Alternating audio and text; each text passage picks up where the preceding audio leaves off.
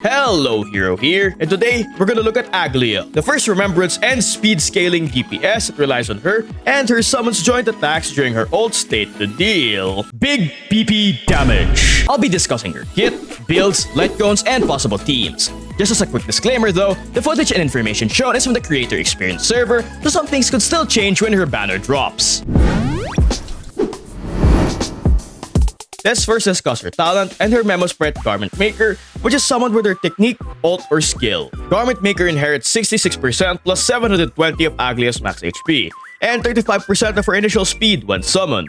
But it is important to note that its speed is based off Aglaea's initial out-of-battle speed, so buffs to her speed in battle won't affect Garment Maker's own speed. So for example, Garment Maker will initially have 47 speed if Aglaea has 134 speed, 50 if she has 143, and 56 if she has 160. Which may seem abysmal, but this actually gets solved because of her Seam Stitch mechanic. Seam Stitch is also a unique debuff state that is inflicted by Aglaea's attacks, and only the most recent enemy targeted by Aglaea will have it.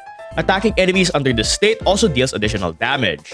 But the more important thing is, Garment Maker's Memo Sprite talent is activated when it attacks enemies under the Seam Stitch debuff.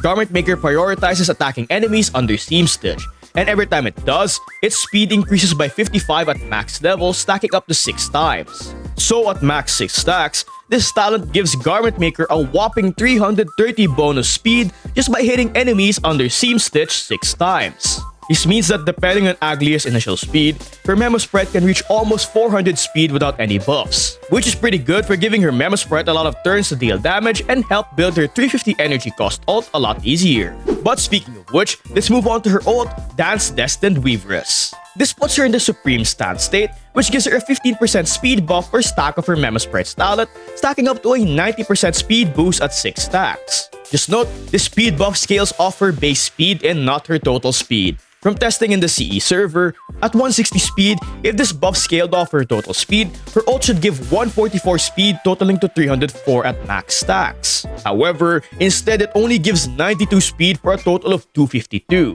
meaning it scales off her base speed because 92 equates to 90% of her 102 base speed.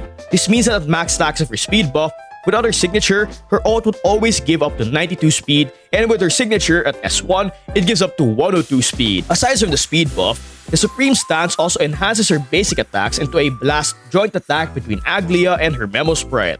For simplicity's sake, a joint attack is basically considered as 2 separate attacks despite occupying the same turn or action in the action bar. And because these are counted as 2 attacks, it's good for proccing abilities that trigger based on attacks like Robin's bonus damage from her ult. Now, this enhanced basic is her most damaging ability and is her main damage source. So it's very important you get her ult consistent enough, which can be a bit difficult since it does cost 350 energy. So as much as possible, run her with energy batteries like Sunday, Woho, a Quid Pro Quo holder, or Tingyun for more energy, and action advancers to give her more turns to build her ult. Using her ult also puts this countdown that has 100 speed in the action bar.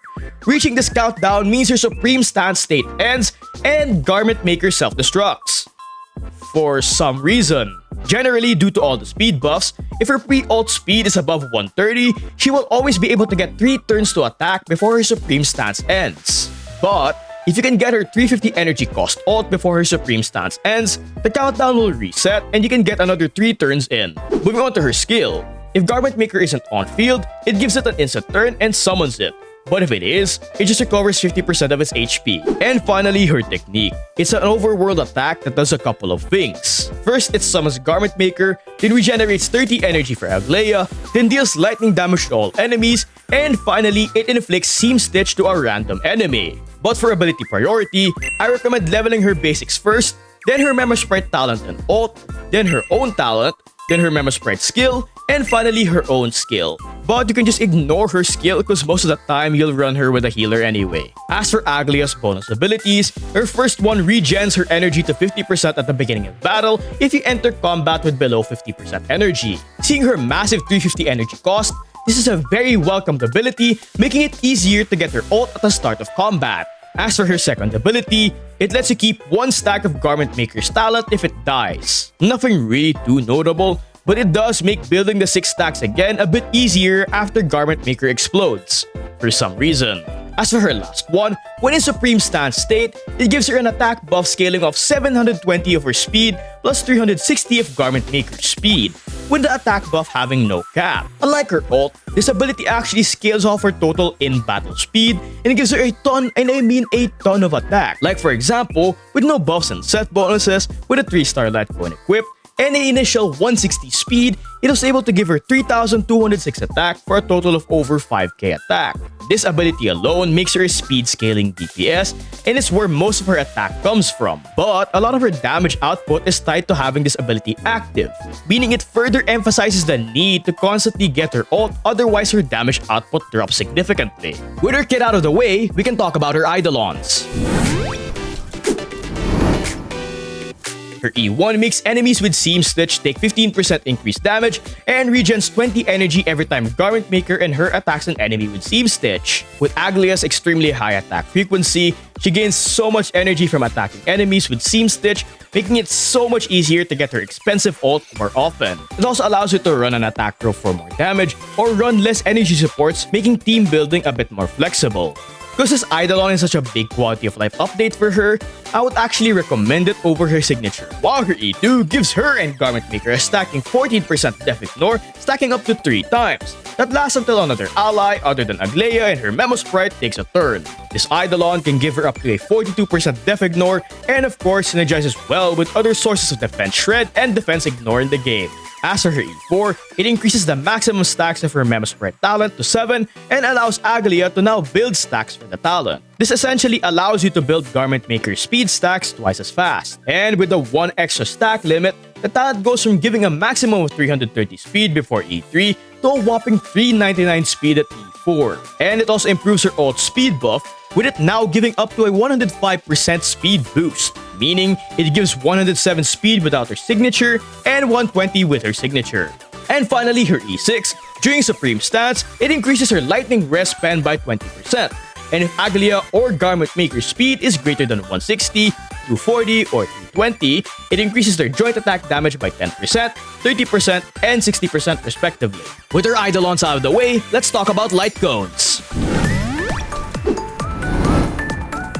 Aglaea's gorgeous signature gives her a bonus 12 base speed, while giving her a stack of the Brocade buff every time Garment Maker and her attack, stacking up to 6 times, with each stack giving them 9% crit damage, and reaching full stacks also gives a 9% basic attack damage buff. This LC, of course, with all its offensive bonuses, enables huge damage from Aglaea. But the best thing from this LC is the bonus 12 base speed, like I said, which enables her ult to give her more speed with its full buff at max stacks going from 92 to 102 speed.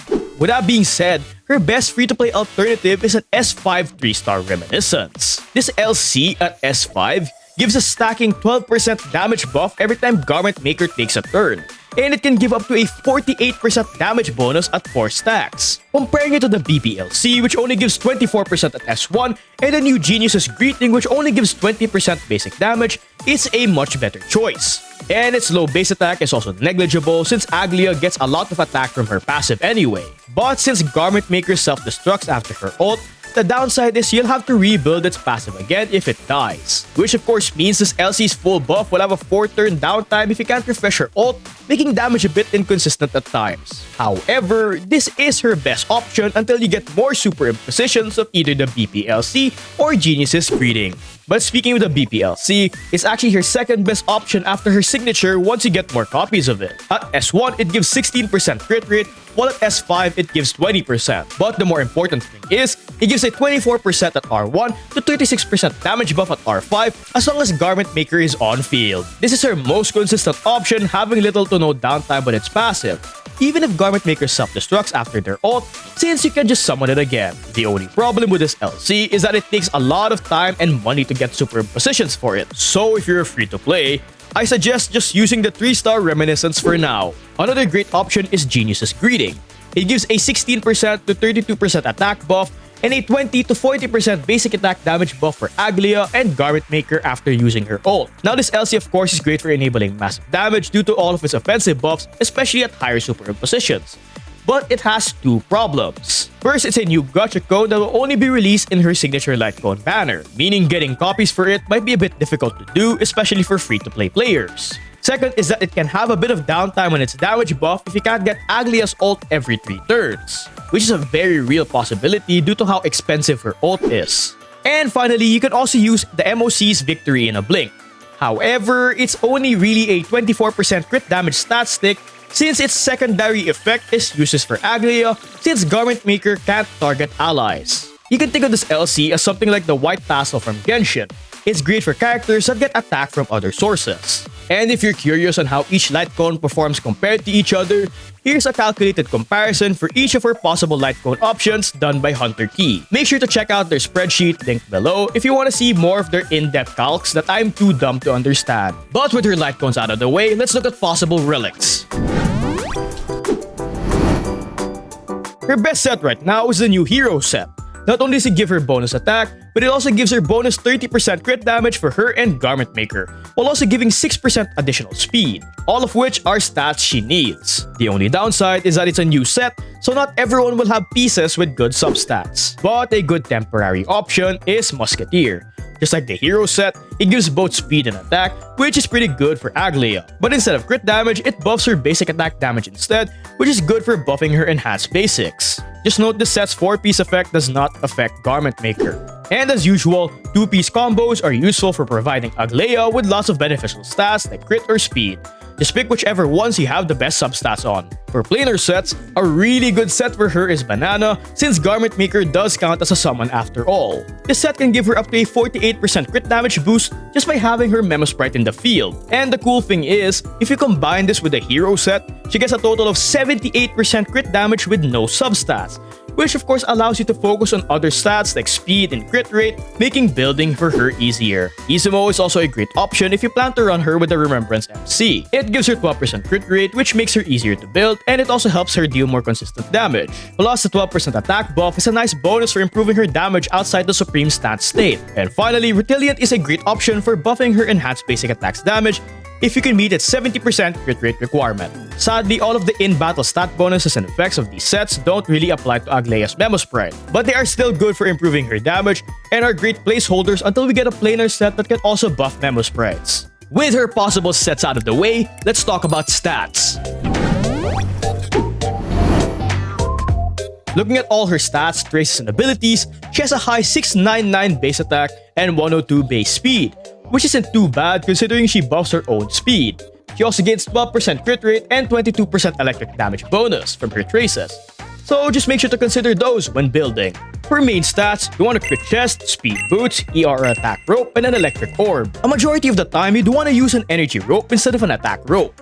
This is of course to help ensure you get her 350 cost ult easier and more consistently, especially if you don't have energy supports like Wofu or Sunday. And like I said, it's very important to get her ult because a lot of her damage is tied to having her ult active, and not being able to get consistently makes her damage output drop significantly.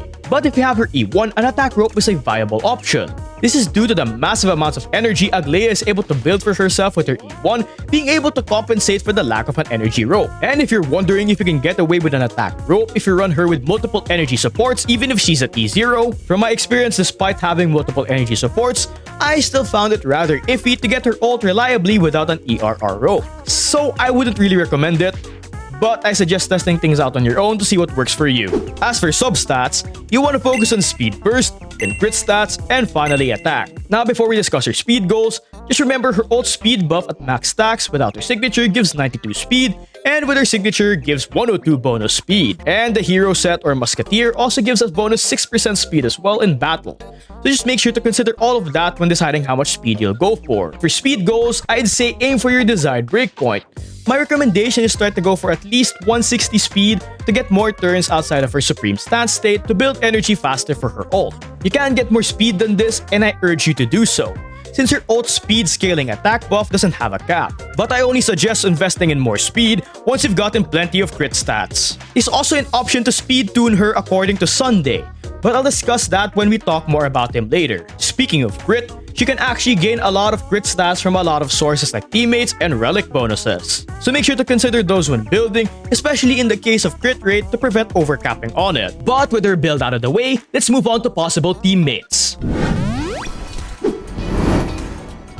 Walt's third adopted son and Robin's brother Sunday is her best partner right now. He's able to buff both Garment Maker and Aglaea by providing a bonus 80% damage and a massive crit damage buff to both of them. This is of course on top of the 20% crit rate he provides them, which of course makes them easier to build. But the more notable thing is, with his ult, he regens Aglaea's energy by 20%, which equates to 70 energy. And if you combine this with the tons of turns he gives Aglaea and Garment Maker, it makes it significantly easier to get her 350 cost ult. But speed tuning him for Aglaea's speed during her ult state can be a bit tricky due to how high his speed can get. But a good general rule to follow is to have Aglaea's speed to be twice as fast as Sunday, plus 1 extra point of speed during her burst state so she can act twice before him. So if Sunday is at 134, you'd want 269 speed with Aglaea during her ult. So including the hero set effects, you need about 177 speed without her signature and 167 speed with her signature before her ult's buffs. But if all of that is a bit too complicated, you can always just do a -1 speed Sunday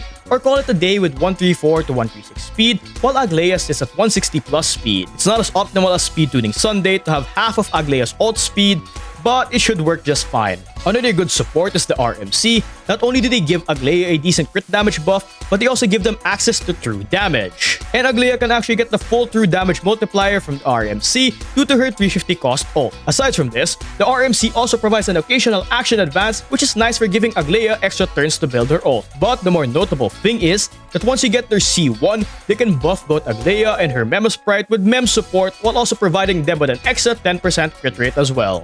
Robin and Rowan May, as usual, are really good support options due to their supportive utility and team-wide damage buffs that benefit both Aglaea and Garment Maker. But Robin is a bit better due to a few reasons. On top of the team-wide damage, attack, and crit damage buffs, Robin can also advance both Garment Maker and Aglaea due to her action advance being team-wide. But the notable thing is, she also provides extra damage with her ult's damage procs, which pairs really well with Aglaea's high attack frequency and joint attacks, allowing Robin to also deal tons of damage as well. Ting Yun is also another good support to use. She gives 50 bonus energy while also buffing attack and damage. And the neat thing is, she can also make use of the Penacony Plater set to buff both Aglaea and Garment Maker's damage. Now you can use her as a dodgy replacement to Sunday.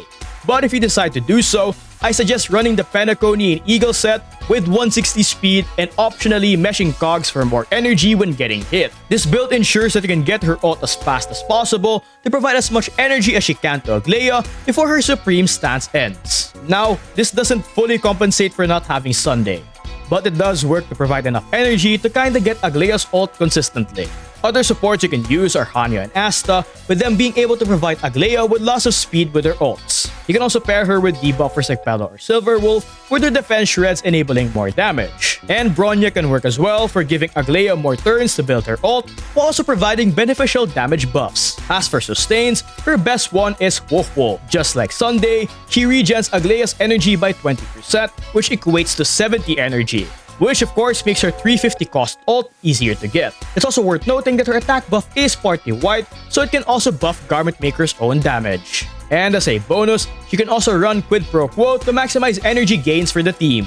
But if you don't have Wolf Wolf, Gallagher works just fine as long as you give him Quid Pro Quo, so he can help building Aglaea's ult with his 3-turn attack combo. I would also like to mention that Fei Xiao also has some synergy with Aglaea. This is due to Aglaea's extremely fast rate of attack because of her and Garment Maker's high speed, allowing them to be used as a battery for Fei Xiao and duo DPS comps. Now this and her SP positivity is really the only benefit she brings Fei Xiao, so she's not really much better than March, Topaz, or Moza for this role, but just note they can still work together well. With her possible teammates out of the way, let's cook up some teams.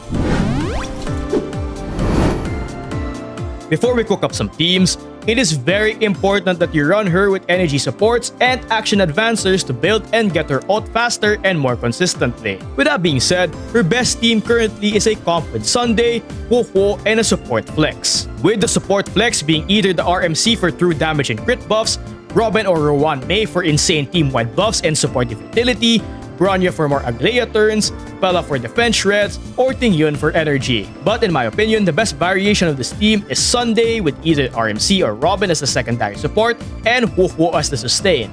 His team is able to generate enough energy to help get Aglaea's ult consistently, while also being able to buff her and deal lots of damage. With Sunday providing tons of energy and action advances that allow Aglaea and her Memo Sprite to get tons of turns to generate energy and deal lots of damage. And the neat thing is, if you're running another action advancer like RMC or Bronya, if you time their action advances correctly, you can get 2 or 3 more turns before her ult ends. Which of course is good in helping Aglaea generate more energy to get her ult back to refresh it. But generally, Aglaea in this team will not run into any energy problems and she'll be able to keep almost 100% uptime on her ult. Aside from that, his team is also able to deal tons of damage. This is of course due to all the buffs from the supports and Huohuo being funneled into Aglaea, combined with either the true damage or Robin's coordinated attack procs. But with that being said, this team has no trouble clearing Apocalyptic Shadow or MOC just fine. Now for Sunday-less teams.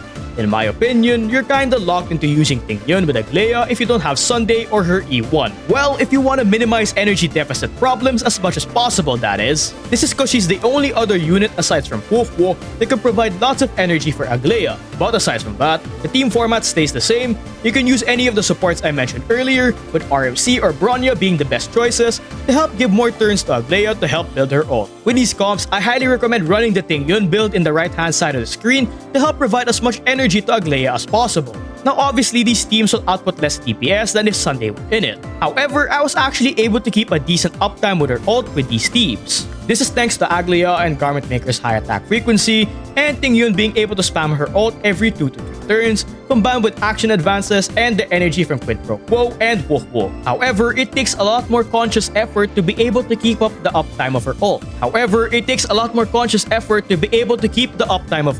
You'll need to time Ting Yun's and Huohuo's ult to just right after using Aglaea's ult to make sure you get another Ting Yun ult right before Supreme Stats ends. If you're using the RMC, you need to time Mem's action advance to right after Aglaea's third turn in her ult state. This is to get an extra turn for bonus energy that could possibly allow you to refresh her ult. Alternatively, you can just use Bronya instead of the RMC to make this easier, since you won't have to worry about keeping an eye on Mem's meter. Plus, she also provides more turns than the RMC, so she can also help Aglaea generate more energy. However, doing all of this still does not guarantee you get her ult back before Supreme Stance ends. I was only able to do so reliably because the current MOC also gives energy per cycle, and Apocalyptic Shadow gives her ult back when you break the boss. Outside of those, however, I found that it's very easy to mess up, and there's a very good chance you won't get her ult back in time before her Supreme Stance ends. So it definitely requires more testing and less favorable MOC stages. But from my experience,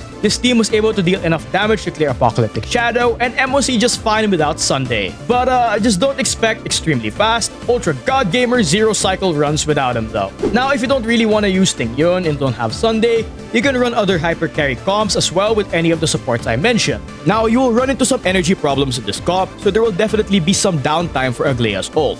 So this team is more of a burst damage oriented team than anything, but it should still be able to clear content just fine. As for some meme or non-traditional comps you can run, you can use her in a Phase Out team as a battery, cause like I said earlier, her high attack frequency is effective in charging Phase Shao's ult. You can also run a Super Break Aglaea as well. Her high attack frequency and speed combined with Garment Maker allows her to break enemies super fast, allowing you to deal tons of super break damage. Again, these are meme teams and are definitely not better than her best teams, but they are fun teams to try if you're bored. But that's about it because I'm beginning to lose my voice. But there's just one last question. Is she a must pull? As usual, it depends on the state of your account. If you have a lot of top tier DPSs that can reliably clear any type of endgame content and are satisfied with their performance while doing so, she's not really a must pull. In this case, it's much better to save for someone that can benefit your account more. Remember, Robin is also rerunning during the same phase, so if you don't have a good support, it might be better to roll for her. And with other 3.x characters and the Fate collab coming, it might not be a bad idea to start saving Jades for characters that might interest you more. I also have one major concern about her as well. If you don't have the proper characters like Sunday to support her and help build her ult, it becomes way harder to play her compared to other DPS characters. This is of course due to a lot of her damage being tied to her 350 cost ult, so if you can't reliably get it, her damage drops significantly. Now this is such a big point of concern that it may influence your pulling decisions or not, especially if you're pulling with the most optimal setup, zero cycling, or the meta in mind. However, if you don't really care about any of that, she'll still definitely be a good pull if you're lacking a good DPS for MOC and even Apocalyptic Shadow. Even without Sunday, she'll still be able to deal good enough damage to clear content just fine, as long as you can make up for the energy deficit by using her with Ding Yun, an Action Advancer, and a Quid Pro Quo Gallagher or Wook Wook. Now, I can't guarantee her future value due to this game's power creep, but once more energy batteries, dedicated supports, or units that can synergize with her kit come out, she'll definitely become stronger. For now, however, unless you have Sunday, in my humble opinion, she's not really a must pull, and I suggest waiting for her rerun to see if more units that can support her come out. But at the end of the day though, if you like Aglaea, pull for her, and if you don't, well don't. I'm personally doing so just because I find her super pretty even if I'm flat broke. Help, I have no jades because of her ta. But don't forget to tell me what you think about her in the comments below, and don't forget to hit me with a like and a sub.